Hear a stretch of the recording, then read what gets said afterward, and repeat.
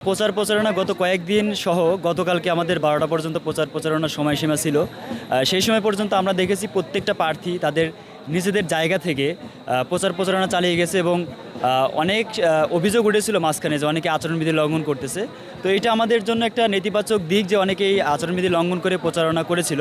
তো বেশিরভাগ প্রার্থী যারা স্টুডেন্টদের ভয়েস হতে চলেছে তারা কিন্তু বেশিরভাগই আচরণবিধি লঙ্ঘন করেনি। তো সেই জায়গা থেকে আমি একজন স্বতন্ত্র ভিপি পদপ্রার্থী হিসেবে কয়েকদিন 4 দিন প্রচারণায় ছিলাম না।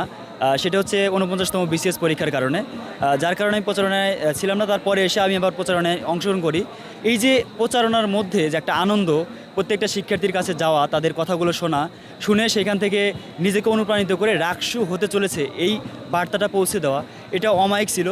আর আপনি যেটা বললেন যে কয়েক প্লাটুন বিজিবি এবং নিরাপত্তা বাহিনী মোতায়েন করা হয়েছে, যারা আশা করি তারা খুব সুন্দরভাবে সব কিছু পর্যালোচনা করে এবং যারা মাঠে থাকবে তারা নিয়ন্ত্রণ করার চেষ্টা করবে। তারপরও আমি এখন একজন স্বতন্ত্র প্রার্থী হিসেবে সন্দেহ প্রকাশ করতে পারি। দেখেন, অনেকেই তো থাকবে, তারপরে ওই যে নির্বাচন কমিশন যেটা সবচেয়ে গুরুত্বপূর্ণ রোল প্লে করবে আগামীকালকে, সেই জায়গায় যদি তারা গত কয়েকবার 7বার তফসিল পরিবর্তন করছে, প্লাস ব্যালট 6 ধরনের ব্যালট করেছে, যেটা গণনা করতে অনেক সময় লাগবে।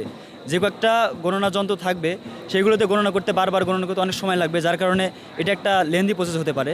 এই সকল জায়গা থেকে পর্যালোচনা করলে দেখা যায় যারা নিরাপত্তা কর্মী থাকবে, নিরাপত্তা দিবে, তারা কেমন রোল প্লে করবে জানি না। তবে আমি আশা রাখি তারা প্রথমত দেশের প্রতি দায়বদ্ধতা থেকে এবং এই যে বাংলাদেশের প্রথম শ্রেণীর নাগরিক শিক্ষার্থীদের এই নির্বাচনে অংশগ্রহণের পরিবেশকে সুষ্ঠু করার জন্য সর্বোচ্চ ভালো নিরাপত্তা পরিবেশ বজায় রাখবে। পাশাপাশি আমাদের বিএনসিসির ভাইয়েরা এবং রোভার স্কাউটের ভাইয়েরা থাকবে, যারা বিভিন্ন গেটে অবস্থান করবে, কিন্তু পরিচয়পত্র নিশ্চিত করে সবাইকে প্রবেশ করাবে।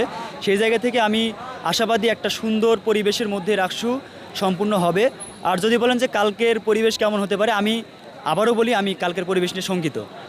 কারণ সবাই কিন্তু সমান মনোমানসিকতা নিয়ে নির্বাচনে অংশগ্রহণ করতেছে না। হয়তোবা এক দল করতেও পারে কালকে নির্বাচন বয়কট করতে পারে। আবার আমরা যদি নির্বাচনে কারচুপি দেখি, আমরাও আমাদের জায়গা থেকে কথা বলবো, তখন কিন্তু সাধারণ শিক্ষার্থীরা বিভিন্ন দিকে ভাগ হয়ে যেতে পারে। তো আমি সেই জায়গা থেকে আমি সাধারণ শিক্ষার্থীদের এবং যারা ভোটার রয়েছে তাদেরকে আহ্বান জানাবো, যোগ্য নেতৃত্ব বেছে নিয়ে যাকে মনে হয় আপনার রাকসুতে পাঠালে আপনার উপকার হবে তাকে বেছে নেন এবং কারুর মতের দ্বারা প্রভাবিত হয়েন না, কারুর মতের দ্বারা তাৎক্ষণিক প্রভাবিত হন না। কারণ অপেক্ষা করতে হবে আপনাকে নির্বাচনী ফলাফল দেওয়া পর্যন্ত। হঠাৎ করে কোনো সিদ্ধান্ত নেবেন না। সবার প্রতি শুভকামনা রইল এবং আমার জন্য দোয়া করবেন। কারণ আমি 3 দিন প্রচারণা করতে পারিনি। পরবর্তীতে আমি মাঠে এসে দেখেছি যে আপনারা আমাকে আরও ভালোভাবে চাচ্ছিলেন। কারণ অনেক প্রার্থী ভিপি পদপ্রার্থী হিসেবে বসে গেছে, কিন্তু সেই জায়গায় সমসাময়িক প্রতিদ্বন্দ্বী কেউ নেই। সেই জায়গা থেকে আমি আপনাদের কণ্ঠস্বর হতে চাই।